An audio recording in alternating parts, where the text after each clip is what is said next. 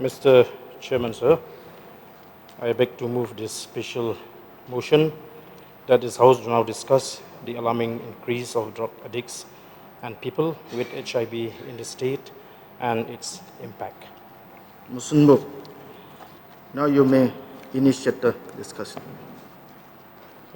Sir, I stand here today with a heavy heart to express my concern on this matter. And my heart bleeds to see many youths being destroyed by the narcotic drugs and psychotropic substances, and the widespread of HIV and AIDS in the state. It seems that most of them are left to rot in a condition so pitiful, which I never dreamt that this kind of a situation will take place in my beloved state. So I am here not to condemn anyone, not even the government for that matter.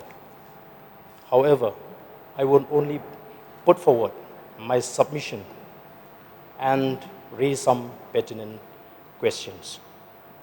So, first of all, I would like to speak about the present approach of the government on this issue of drugs. Before I go deep into the issue, I would like to draw a comparison between the damage caused by narcotic drugs and psychotropic substances vis-a-vis the damage brought by militancy in the state and the approach adopted by the government towards these two problems.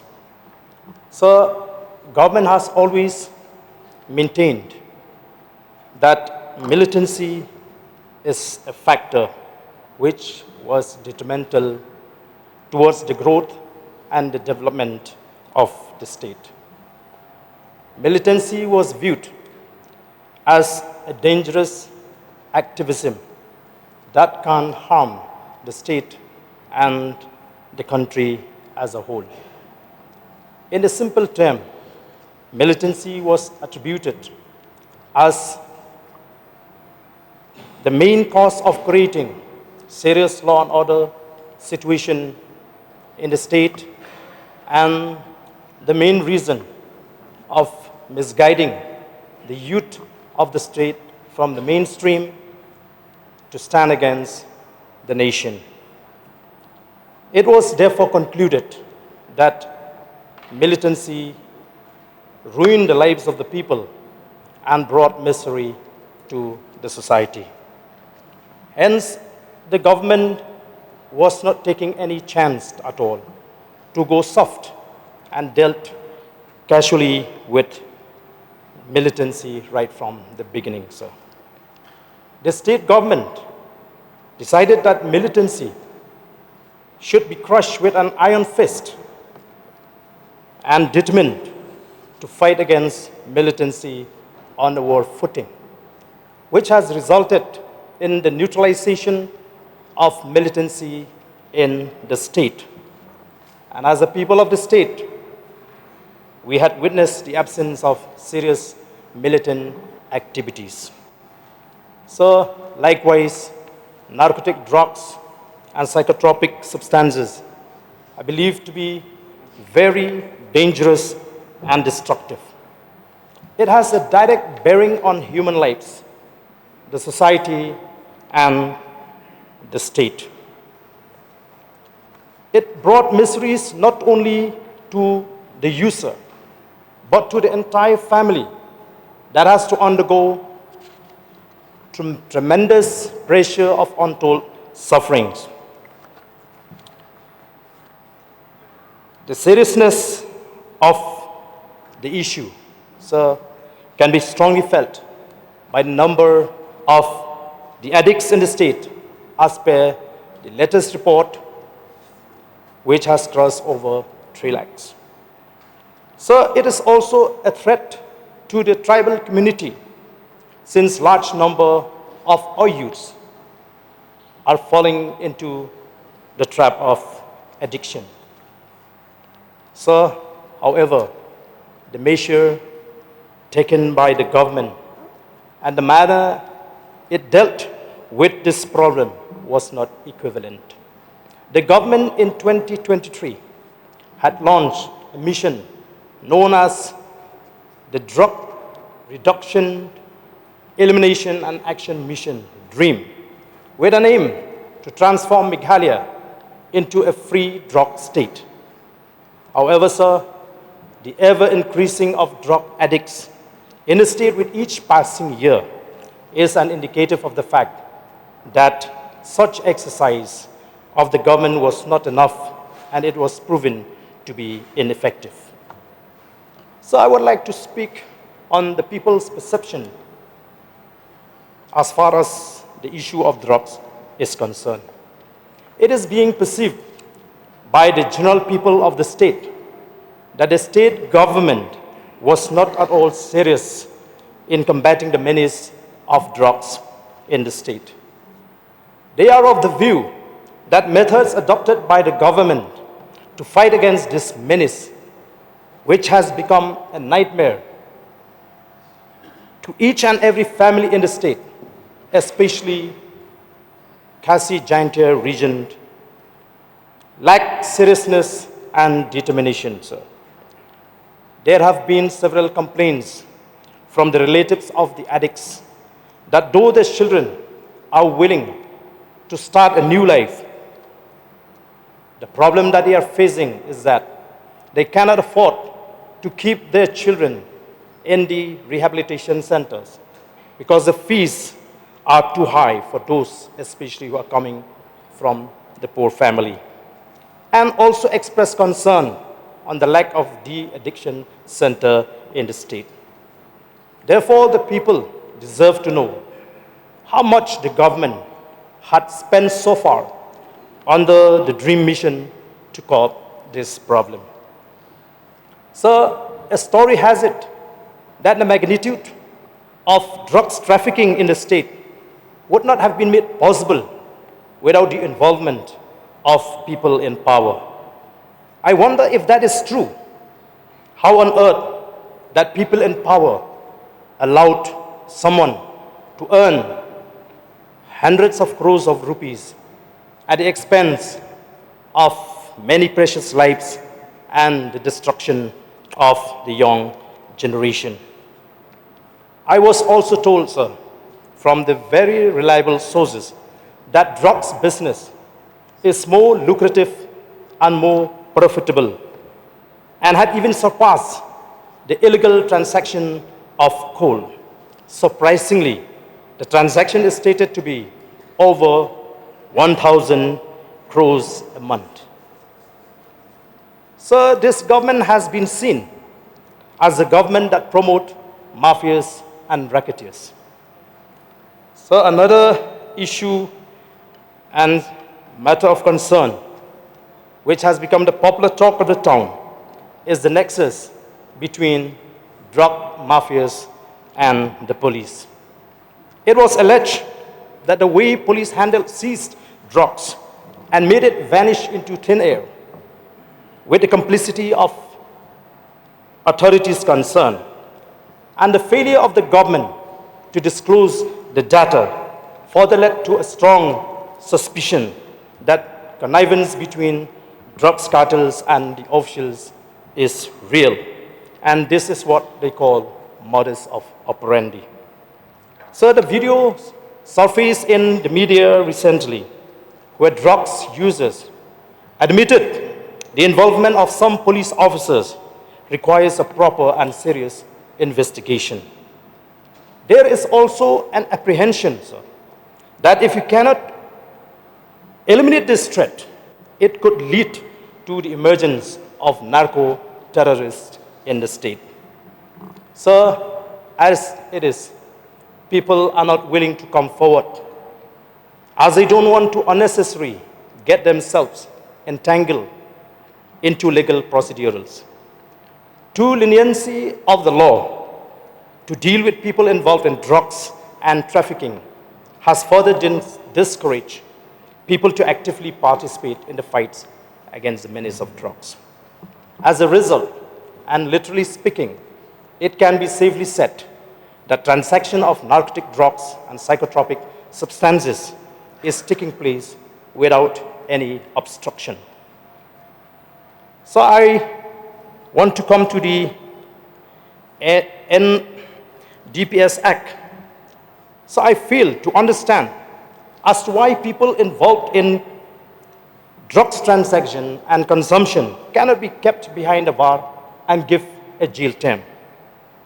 I would also like to get a clarification from the government under which provision of the narcotic, drugs and psychotropic substances which prevent the state from taking drastic action against violent drug addicts, when the Act itself provides certain provisions as a punishment even to those who simply consume drugs that are considered to be narcotic and psychotropic substance. So Section 8 of the Act, under the Chapter 3, Provision, Control and Regulation, Section 8C, no person shall produce, manufacture, possess, sell, purchase, transport, warehouse, use, consume. And 8A, provision of certain activities relating to property derived from offense. No person conceal or disguise the true nature, source, location, disposition of any property knowing to such property is derived from the offense committed under this Act or under any corresponding law of any other country. Knowingly acquire, possess, or use any property which derived from an offense committed under this Act or under any corresponding law of any country. These provisions, I strongly felt, sir, can be applied in order to rein in these violent drug users. Section 27, it speaks about the punishment for consumption of any narcotic drugs or psychotropic substance. Whoever consume any narcotic drugs or psychotropic substance shall be punishable. Where the narcotic drug or psychotropic substance consumed is cocaine, morphine, or any other narcotic drugs or any psychotropic substance, as may be specified in this behalf by the central government by notification in the official gazette, with rigorous imprisonment for a term which may extend to 1 year, or with fine which may extend to 20,000 rupees, or with both. And B, where the narcotic drugs or psychotropic substance consumed is other than those specified in or under Clause A, with imprisonment for a term which may extend to 6 months. So we have certain provisions that deal with the punishment of drugs users in the state. So the failure of the government in this regard has emboldened the drug suppliers to openly challenge any group who opposes them. The government can have, I feel, its own law, since this subject falls under the current list of the 7th schedule. So the other day, I came across a media report that carried a statement made by one of the ministers in this government, in which he said, I quote, sir, "How can they blame the government if the children are taking drugs? Can parents be blamed? It is the personal choice of the youth as they know their responsibility well," unquote. I tend to agree with this statement in the context of the report on drugs, which stated that initial stage where people get into drugs in the state of Meghalaya is 10 years old. The minister is right. How can the government take the blame for a child of 10 years old? And definitely, it is not the job of the government, but rather the duty and responsibility of the concerned parents. However, sir, when the minister is giving a sweeping statement, the minister needs to be reminded that there are not bad people only in the state. However, there are many good people also in the state. Lately, we have seen the sudden turn of events in the state where these addicts are resorting to extreme measures to get any amount of cash to meet their requirements. They are trying to harm and create a fierce psychosis among the people, and even attempted forcefully to jab the innocent people, especially the young ones and the vulnerable section of society. The question here is, how can we expect that children who have been taught about values and principle and who have really led a disciplined life well within the instruction and guidance of their parents would suffer because of these violent drug users? Therefore, sir, taking into consideration all these discourses that are taking place in the public domain, one cannot help but to ask how people in power can have a sound sleep when they witness that precious lives are destroyed right under the nose of the government. So a serious question is whether the government is seriously yearning to get rid of this problem. Perhaps we can give this government a benefit of doubt when we know that the problem we are facing is not a simple problem, even though it is not a problem that cannot be solved. However, sir, when we look at what is going on in the state, we can pretend to be content, but honestly speaking, we are compelled to doubt the sincerity of the government. So I would now come to somewhat suggestions to the government in its fight against this menace. So I know that this is not the right place to discuss all the strategies to deal with this problem, because we are dealing with people who certainly have connections with the high-ups and even political leaders. It is therefore not even possible to discuss this matter freely and openly in any meeting organized by the government. We know for the fact that we can't even trust the police department completely, as there may be black sheep in the organization. So I strongly feel that the government should change the approach and strategy if it really wanted to eradicate this problem completely.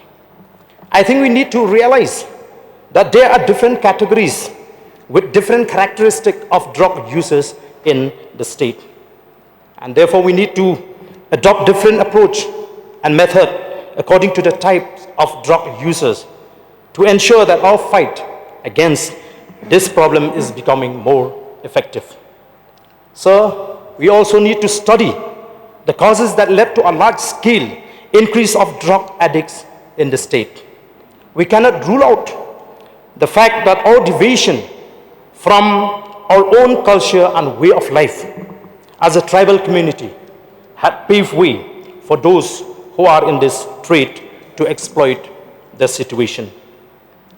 We have to understand that people are not easily drawn into drugs in a normal situation. I am sure that those who are in this business are fully aware that they need to have a proper plan and effective device to promote their business. They will zero in on a soft target, for example, people who are in grief and distress, people who are always after easy money, people who are overindulged, people who are in the habit of experimenting life. They will also take advantage of the increasing unemployment problem in the state. I'm sure they must be ready to do anything in order to expand their business. They will not, sir, leave nothing to chance to ensure that they do not miss those targets. We should keep in mind, sir, that we are dealing with a group of people who are hell-bent to get things done, because for them, it is a business to earn big income. So the sad reality was that the state government was being played into their hands. The policy of the government to organize music festivals and the easiest way to get access to liquor in these festivals has only further the increase of drugs users in the state. This is not a baseless allegation, sir, but liquor bottles and syringes were found in venues where festivals were held from time to time. That is where the place where drug peddlers are very actively involved. So I would like to speak on another issue, and that is the widespread of HIV in the state.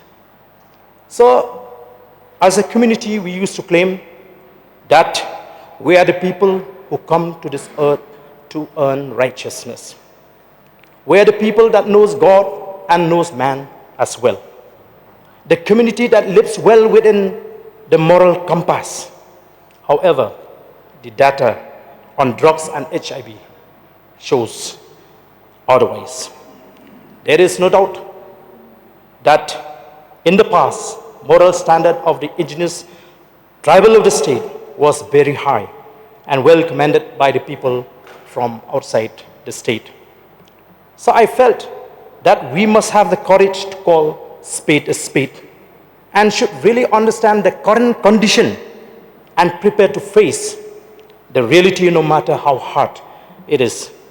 We should not continue to live in an illusion anymore.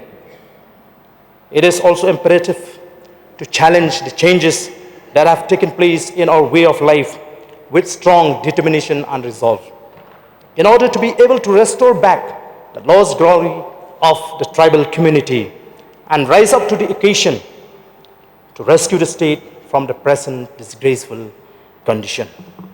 So, without any iota of doubt, I must express that if we continue with the same procedure to contain the spread of HIV, we will not be able to attain desired result. We have seen how the Meghalaya AIDS Control Society, which is the key government organization leading the fight against HIV and AIDS in Meghalaya, worked for the last 27 years. And the stress seems to be on the promotion of using a condom or protected sex, avoiding using of syringes and few other steps, which cannot draw the support and cooperation of the people.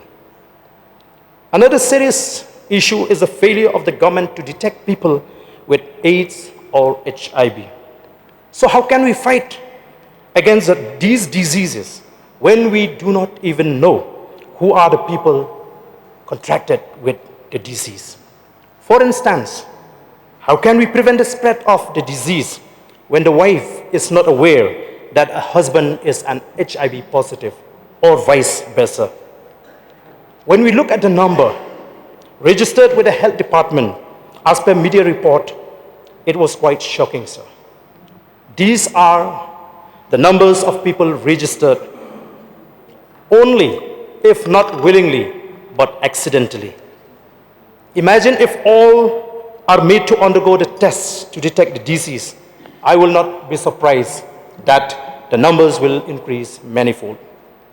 So it is really scary to learn from the data published by the National AIDS Control Organization, the status of Meghalaya as far as HIV and AIDS is concerned. According to the Sansalak 6th edition, published by NACO in 2024, Meghalaya's status in HIV and STI is 0.54%, 7th highest in India against the national average of 0.22%, and 3rd in the Northeast. It was reported that there are emerging pockets of HIV/AIDS indicate STI concerns in the state of Meghalaya. The contribution towards the HIV in Meghalaya, according to the report of the Sansalak, comes from the general population, which shows that the virus is in the community itself. The reason is because the virus is allowed to spread without detection. Moreover, sir, according to the 5th edition 2023, the Sansalak, Meghalaya ranked first in the prevalence of syphilis seropositivity, or STIs, with 8.4%, to be followed by Mizoram by 1 point something% only, sir. However, no mention was made in the 6th edition about this. Therefore, I feel that as a state, we need to know what is the current status as far as STI is concerned. Sir, how do we spread? How do we stop the spread of the disease when we are not in a position to know with whom we are in contact? Can we allow the disease to go silently without being noticed? I know that the argument will be, how can we compromise the dignity of people suffered with AIDS and HIV? No doubt it is a genuine concern, sir. I understand. So if we decide that the identity of the people suffered with the disease should be kept in confidential, then I don't know how we will be able to stop the spread of the disease. Even the law does not allow to disclose the identity of people living with HIV. However, sir, I feel that it would not be fair also if our concentration is too much about the dignity of a person contracted with the disease and forget about the safety of the innocent people. Sir, it would not be wrong to say that there is a need to classify between people with HIV into 2 categories. That is the victim and the culprit. So what we learned from these problems was that we are facing a very peculiar situation where the wrongdoer, the criminals, gets protection and the right and honest and innocent people have to live in fear. I, for one, would like to tell in a very categorical term, sir, that if I have to choose between protecting the right, the honest, and the innocent people and the criminal, I would definitely choose to protect the right, the honest, and the innocent, because it is for that reason only that I've been called for, sir. It may be too hard to take a decision, sir, I understand. I strongly feel that if we really want to check the spread of the disease, the government shall have to strike a balance between the dignity of the victims and the safety of the innocent people. So we need to look at this problem from a wider perspective, sir, and adopt a holistic approach to eradicate this problem and achieve the intended goal of the government to make Meghalaya a drug-free state and reduce the number of people with HIV, sir. Sir, to my mind, there is a misplaced priority in the campaign against the spread of the disease. We have to carefully evaluate the people's acceptance as far as the campaign is concerned. I strongly feel, sir, that the government needs to stress on positive campaign rather than negative campaign. I believe that positive campaign will yield positive result. We need to also keep in mind the mentality and the mindset of the tribal community.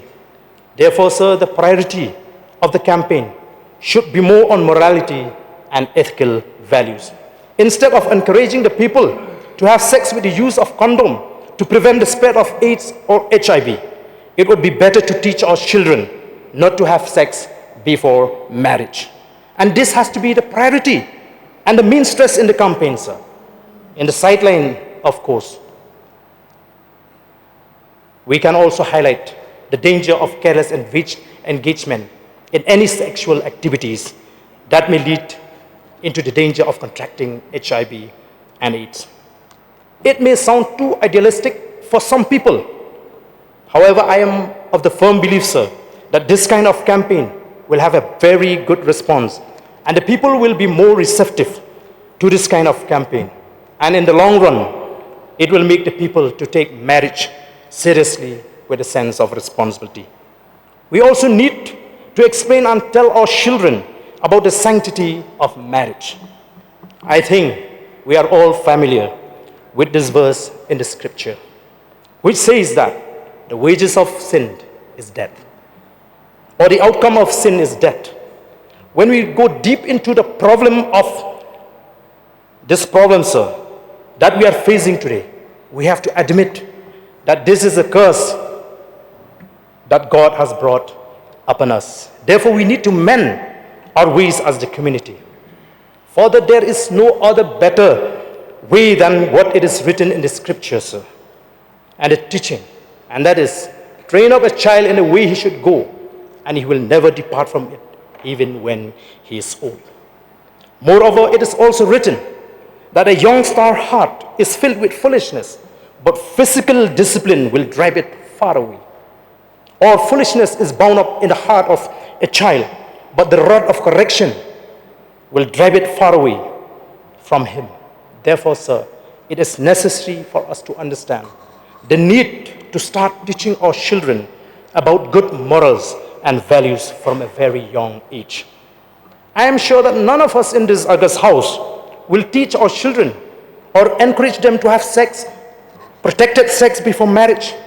We may have committed mistakes in our lives, but I am sure we will never wish our children to commit the same mistake as we did, sir.